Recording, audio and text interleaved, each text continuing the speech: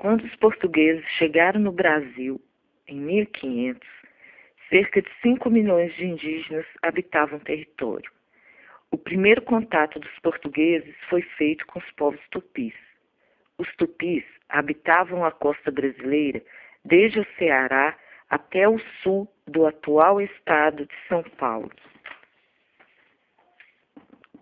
As aldeias tupis tinham forma de círculo. As casas, chamadas malocas, eram cabanas construídas com palhas e troncos de árvores e cobertas com folhas de palmeira. No interior das malocas, não havia paredes nem divisão em quartos. Para se defenderem de grupos inimigos e se protegerem dos animais, os tupis construíam cercas de troncos de palmeiras em torno delas. Os tupis eram nômades, ou seja, viviam em constante movimento. Quando o solo se esgotava, eles se mudavam para outro local em busca de terras novas e férteis. No lugar escolhido, eles cortavam o mato, construíam novas malocas e iniciavam o cultivo da terra. A pesca, a caça e a navegação eram muito praticadas pelos povos tupis. Essas atividades garantiam grande parte dos alimentos que eles consumiam. Em canoas, os tupis se deslocavam pelos rios e pela costa brasileira, pescando e explorando novas áreas.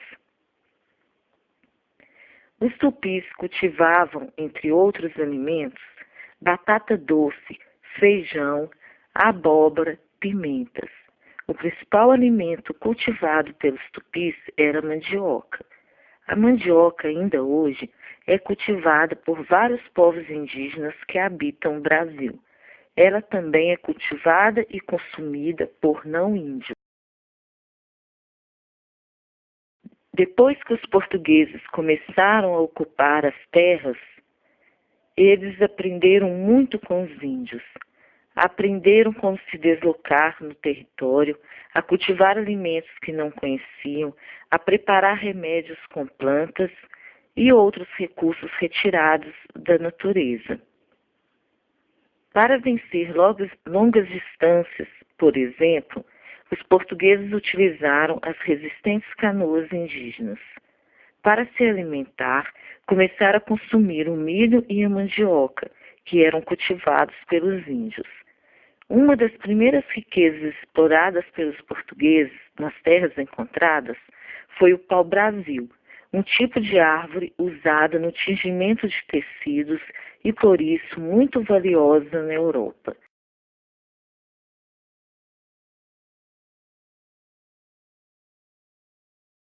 Interessados no pau-brasil, os portugueses começaram a explorar o trabalho dos índios. Em troca do trabalho dos nativos no corte e no transporte da madeira até os navios, os portugueses ofereciam instrumentos feitos de ferro, como machados, espadas, facões e armas de fogo, entre outros objetos. 200 anos depois da chegada dos portugueses, a população indígena tinha se reduzido a menos da metade.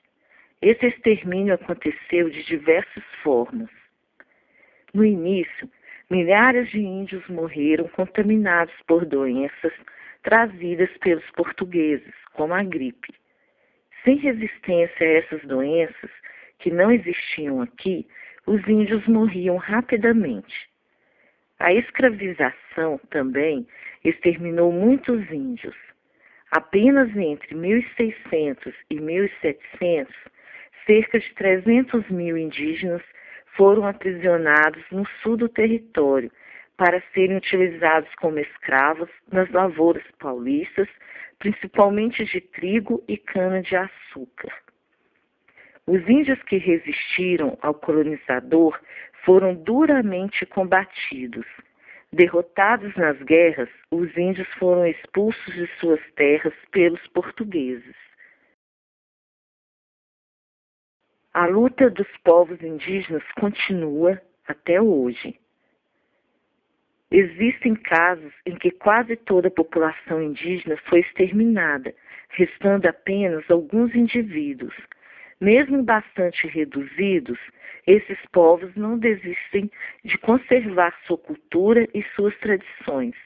Com essa luta, muitos povos conseguem se recuperar e sua população volta a crescer. É o caso, por exemplo, do povo Krenak.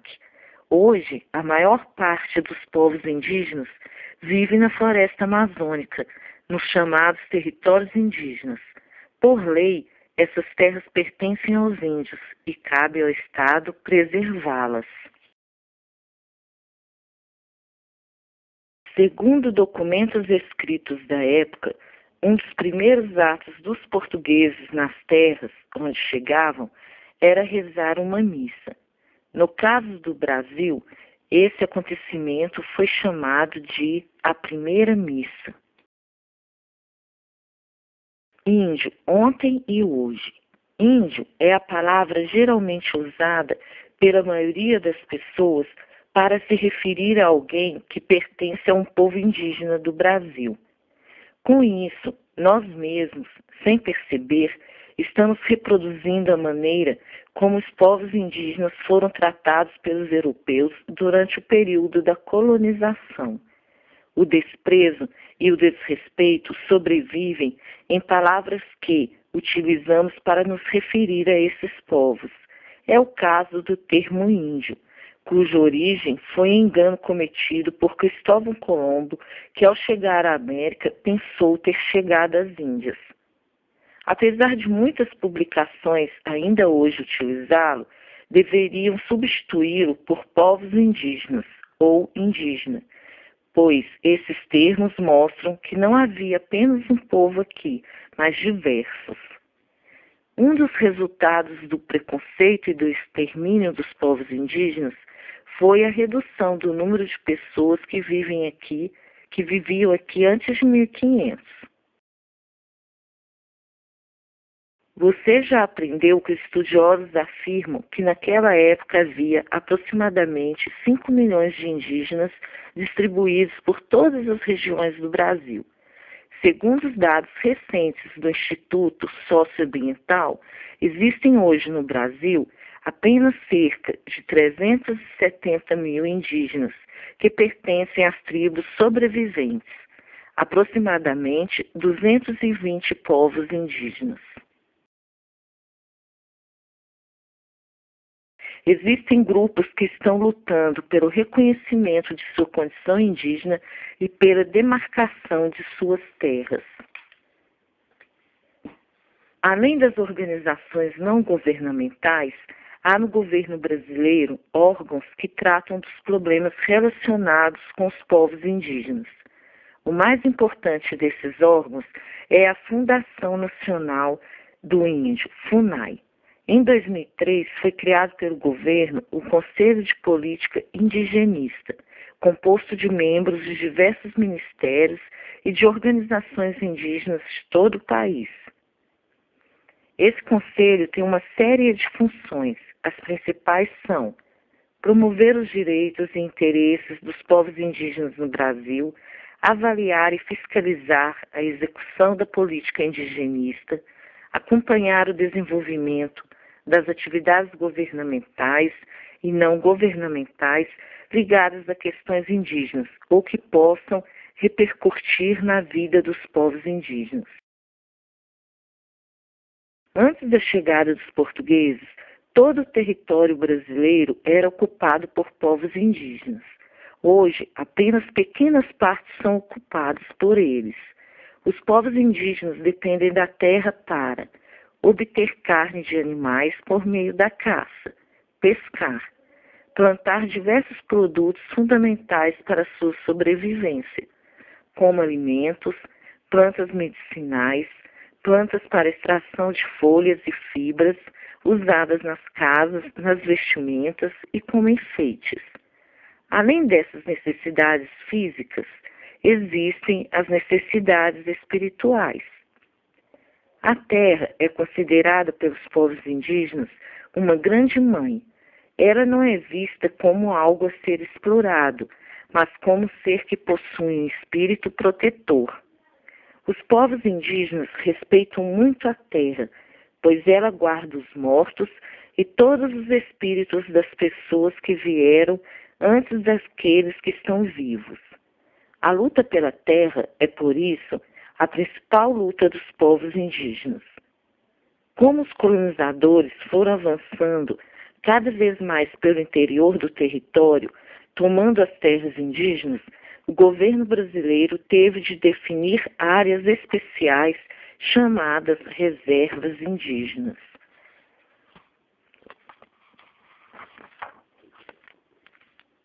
Mesmo assim, essas áreas muitas vezes são invadidas por fazendeiros, madeireiras, garimpeiros e poceiros, que nelas desenvolvem atividades ilegais. Além disso, algumas hidrelétricas foram construídas pelo próprio governo, afetando áreas de reserva indígenas. A demarcação de terras é válida para qualquer grupo indígena, desde que a sua presença naquele território seja reconhecida por um documento produzido por especialistas. Muitos povos indígenas mudaram sua maneira de vestir e morar, incorporando hábitos que não faziam parte da sua cultura antes da chegada dos portugueses. Isso não quer dizer que eles deixaram de ser indígenas, pois certos elementos dessas mudanças podem até ajudá-los a entender melhor a própria cultura ou a combater doenças. É o caso, por exemplo, do computador e das escolas indígenas.